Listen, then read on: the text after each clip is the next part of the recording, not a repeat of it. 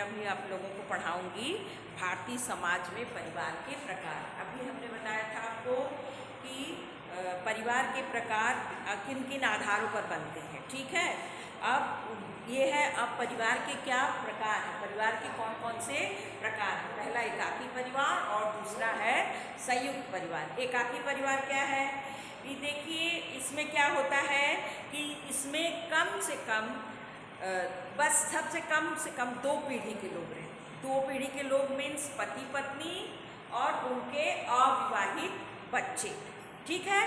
और एकाकी परिवार जो है इसलिए बनाया गया कि जनसंख्या की वृद्धि में कमी। देखिए बस उनके पति पत्नी और 2 बच्चे रहते हैं, वो ज़्यादा बच्चे नहीं पैदा करते हैं कि उतने ही करते हैं जितने से कि उनका खर्च सही हो सके, ठीक है। तो इसलिए आजकल एकाकी परिवार का ही ज़्यादा प्रचलन है। एकाकी परिवार देखिए इसमें कहा जाता है कि औद्योगिक और नगरीय समाज एकाकी परिवारों को जनसंख्या वृद्धि के रोकने के उद्देश्य से और परिवार नियोजन की दृष्टि से एकाकी परिवार को बढ़ावा दिया जा रहा है।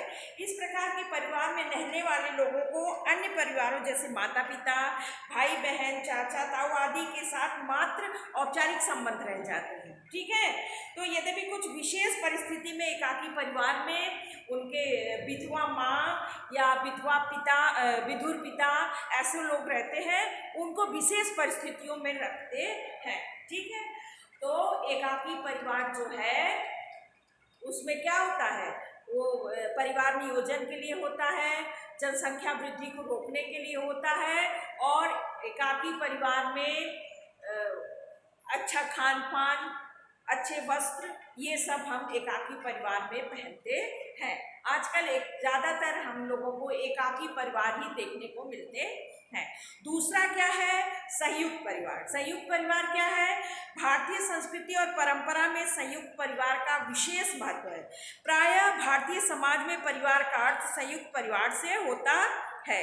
अब संयुक्त परिवार जो है वो कृषि पर आधारित होता है, ठीक है। इन परिवारों का आकार अपेक्षाकृत बड़ा होता है। इसमें एक से अधिक एकाकी परिवार होते हैं। कई पीढ़ियों के लोग एक साथ रहते हैं, एक ही रसोई का बना भोजन करते हैं और एक ही परिवार में रहते हैं, एक ही रसोई में एक ही पूजा घर में पूजा करते हैं। मतलब संयुक्त परिवार कई छोटे छोटे एकाकी परिवारों से मिल करके बना होता है। संयुक्त परिवार के संबंध में इरावती कार्वे ने कहा है कि संयुक्त परिवार ऐसे परिवारों का समूह है जो कि एक ही घर में रहते हैं, एक ही रसोई में बना भोजन करते हैं, जिनकी संपत्ति का स्वरूप संयुक्त होता है, पूजा आदि में मिलजुल कर भाग लेते हैं तथा किसी न किसी रूप में एक दूसरे से रक्त संबंधी होते हैं। कर्वे ने कहा है, इरावती कर्वे ने कहा है कि ये परिवार के 5 प्रमुख लक्षणों का उल्लेख किया है। पहला क्या है, एक से अधिक सदस्य होते हैं, एक ही छत के नीचे रहते हैं और एक ही कुल देवता की पूजा करते हैं और 2 या 2 से अधिक पीढ़ियों के लोग जो हैं वो संयुक्त परिवार में रहते हैं और सामान्य अर्थव्यवस्था सबकी एक बराबर रहती है।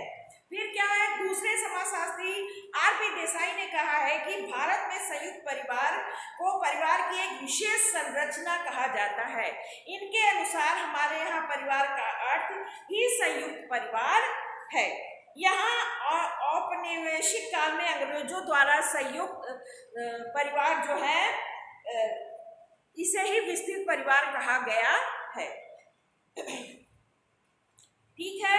अब संयुक्त परिवार की क्या विशेषताएं हैं, देखिए पहला है कि इसका आकार बहुत बड़ा होता है, ठीक। इसमें कई पीढ़ियों के लोग रहते हैं, कई एकाकी परिवार मिलकर एक साथ रहते हैं और संयुक्त संपत्ति भी रहती है। सभी संपत्ति पर एक जो घर का मुखिया होता है उसका अधिकार रहता है और वो अपने अनुसार जो है क्या कहता है, जो लोग कमाते हैं वो लोग उसमें मुखिया को योगदान देते हैं, उसके अनुसार मुखिया जो है घर का खर्च कार्य करता है। ठीक है। तीसरा है सहयोग की भावना। देखिए परिवार, संयुक्त परिवार में दूसरे के सहयोग की भावना, मान लीजिए 4 भाई हैं, 3 कमा रहा है और एक नहीं कमा रहा है, तो भी सब लोग एक साथ मिलकर उसका खर्च वहन करते हैं, उनके बच्चों की शादी करते हैं।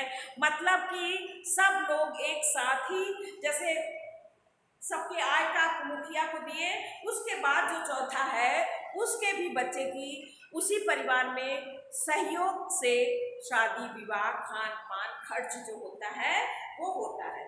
फिर संयुक्त रसोई है। तो देखिए संयुक्त रसोई में सबसे बड़ी विशेषता यह है कि इसमें सभी का खाना एक ही रसोई में तैयार होता है और सभी लोग मिलजुल कर एक साथ बैठकर खाना खाते हैं। ठीक है। और इसी समय सब लोग एक साथ मिलके खा रहे हैं तो अपना बातचीत, आप विचारों का आदान प्रदान भी होता है। ठीक। और संयुक्त निवास स्थान, इसमें क्या है, संयुक्त परिवार की विशेषताओं में यह भी एक प्रमुख विशेषता है कि उसके सभी सदस्य एक ही जगह पर अर्थात एक ही मकान में रहते हैं।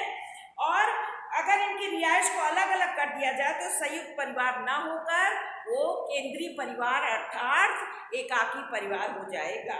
और सदस्यों की सुरक्षा क्या है, देखिए संयुक्त परिवार में एक मुख्य विशेषता यह है कि इसमें सभी लोग एक दूसरे की सहयोग की भावना रखते हैं और उन सभी का संपत्ति पर भी अधिकार होता है। यदि कोई सदस्य बीमार हो जाए तो उसके साथ सुख दुख में भी वो परिवार वाले उसका साथ देते हैं। ठीक है।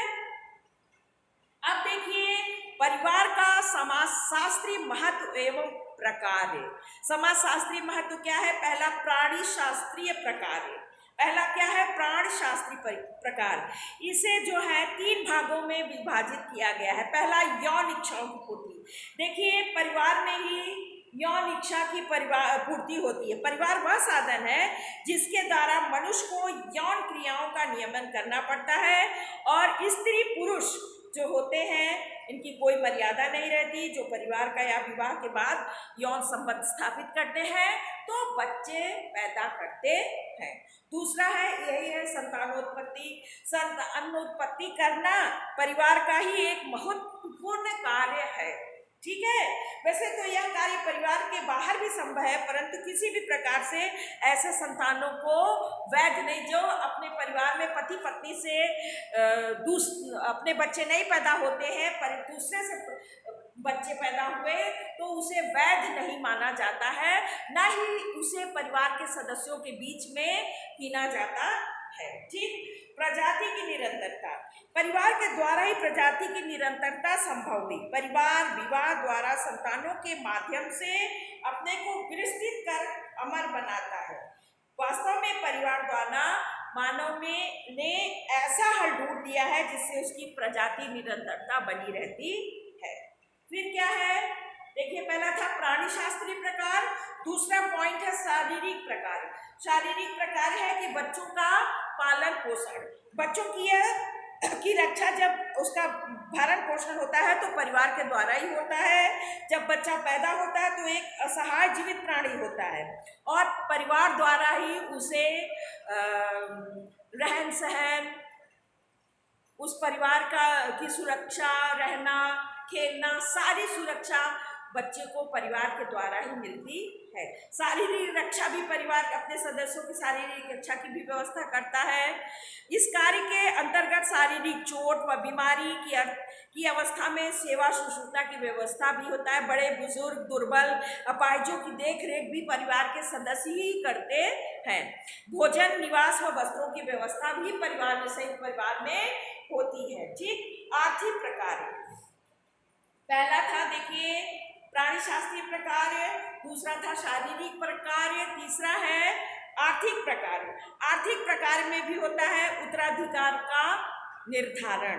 प्रत्येक परिवार में एक ऐसी व्यवस्था होती है जिसके द्वारा यह निश्चित होता है कि पारिवारिक संपत्ति का उत्तराधिकारी कौन होगा। उदाहरण के लिए जैसे पितृसत्तात्मक परिवार में पिता की संपत्ति पर पुत्र का अधिकार होता है, जबकि मातृसत्तात्मक परिवार पर क्या होता है, माता के संबंध से निश्चित होता है। फिर क्या है, अब पहला है इसमें उत्पादक इकाई। उत्पादक इकाई क्या है कि कृषि अर्थव्यवस्था में परिवार एक महत्वपूर्ण उत्पादक इकाई के रूप में कार्य करता है। आज भी अनेक गृह उद्योग परिवार में होते हैं। इसमें परिवार के सभी सदस्य एक साथ मिलकर एक वंशानुगत व्यवसाय करते हैं। उदाहरण के लिए गांव में खेती के कार्य के लिए परिवार के सभी सदस्य, स्त्री पुरुष बच्चे, सभी लोग एक साथ मिलकर कृषि का कार्य करते हैं। आई बात। फिर आय तथा संपत्ति का प्रबंध। देखिए, परिवार में आय में भी बताया मैंने पहले ही आप लोगों को, अगर किसी भी व्यक्ति की आय कम है तो सभी लोग मिलजुल कर उसके कार्य को निश्चित और सुचारू रूप से चलाते हैं। फिर चौथा पॉइंट है धार्मिक प्रकार्य। धार्मिक प्रकार्य में क्या है कि परिवार अपने सदस्यों को धार्मिक शिक्षा देने का कार्य भी करता है। परिवार से ही बच्चा एक विशेष धर्म का न्यायी बनता है। परिवार से ही धार्मिक ज्ञान, धार्मिक कृत्यों को भी करना उसको सिखाया जाता है कि कैसे पूजा पाठ करना, या जो हमारे परिवार का जो सदस्य होता है जिस तरह से पूजा पाठ करता है, और परिवार के लोग भी उसी तरह से पूजा करते हैं। ठीक। फिर क्या है राजनैतिक प्रकार।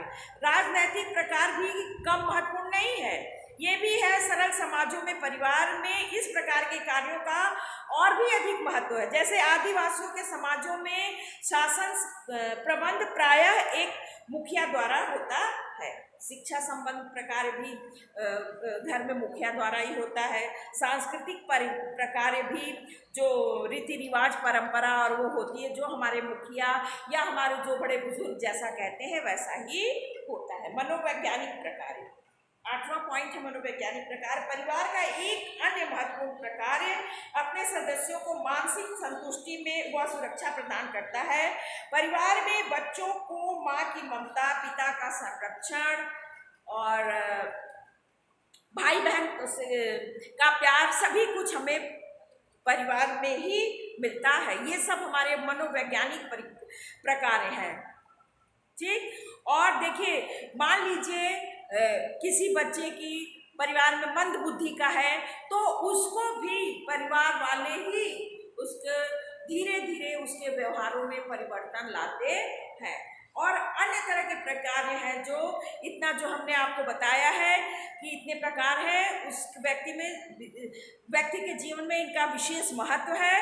इस प्रकारों में परिवार के सदस्यों का मनोरंजन करना, सदस्यों को व्यवहारों को नियंत्रित करना और उनकी पीढ़ी दर पीढ़ी हस्तांतरित करना ही हमारा कर्तव्य होता है। हम अपने परिवार में अच्छी अच्छी बातों का प्रयोग करते हैं और हमें जो कुछ सबसे पहले बताया जाता है कि परिवार ही प्राथमिक विद्यालय है बच्चों का। इसलिए परिवार को मिलजुल कर एक साथ रहना ही हमारा परिवार की विशेषता है। आज बस इतना। अब कल मैं आप लोगों को इसके आगे पढ़ाऊंगी। ठीक है, बाय।